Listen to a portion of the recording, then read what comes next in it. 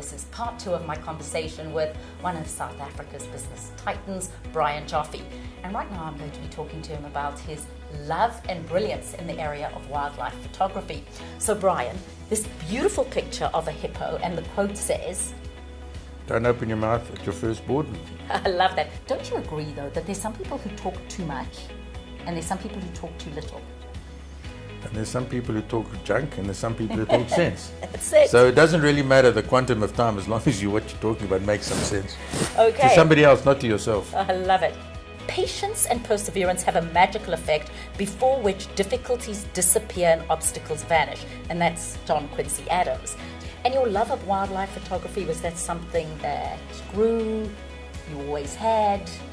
Well, I think photography is the trying to achieve the ultimate shot, picture.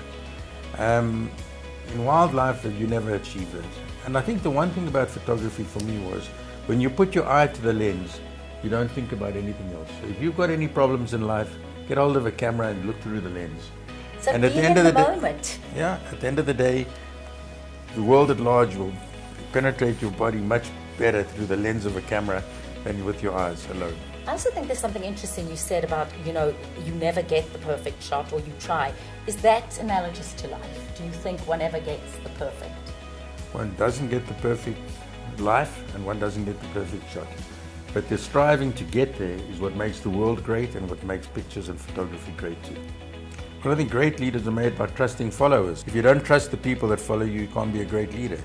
So I've in my life, always been the decentralized person, which basically means the entrusting of our activities, especially in business, to those people who work for the company. And you've got to trust them, give them rope, and most people turn out to be great entrepreneurs. Now that's very interesting, because there's two ways of reading this quote, which is great leaders are made by trusting followers, meaning trusting your followers. And that's what you intended. It could be also by trusting followers. Do your followers trust their leader? It means both of them.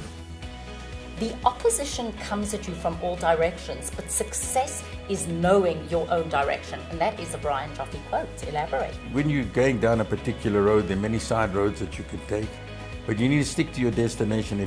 As long as you acknowledge that that's where you want to get and acknowledge the mistakes that potentially are on the route, then you will get to the final destination with success. So, which brings me to a question for you. Is there a Brian Joffe principle, a Brian Joffe guiding principle that you don't ever compromise?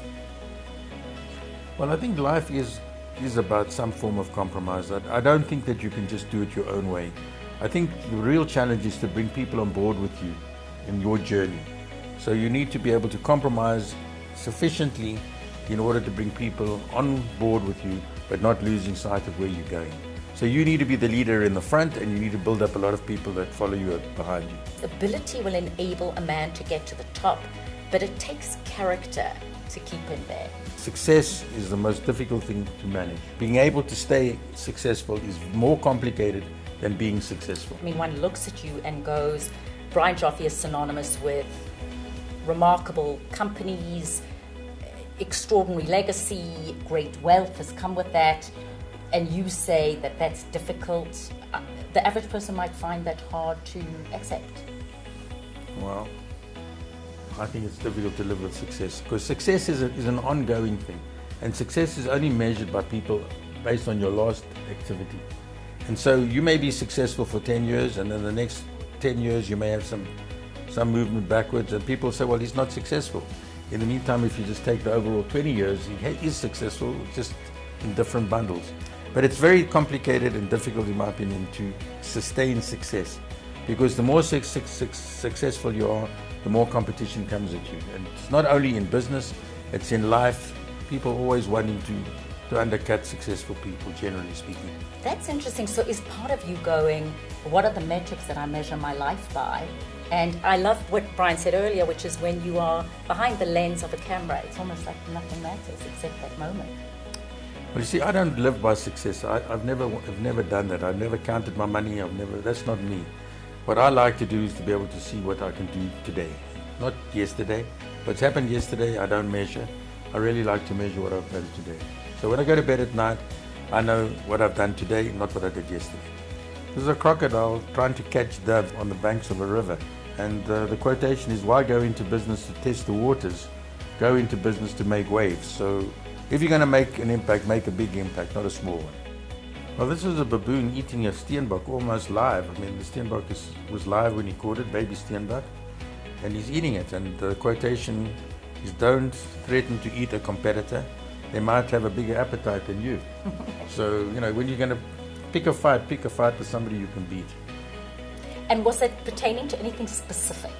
Well, no, I mean, it was just something that I made. I just think it's important. It's easy to pick a fight, but if you're going to pick a fight in business, you need to also be sure that at the end of the day, you're the winner, because otherwise it's very difficult to recover from that kind of mistake.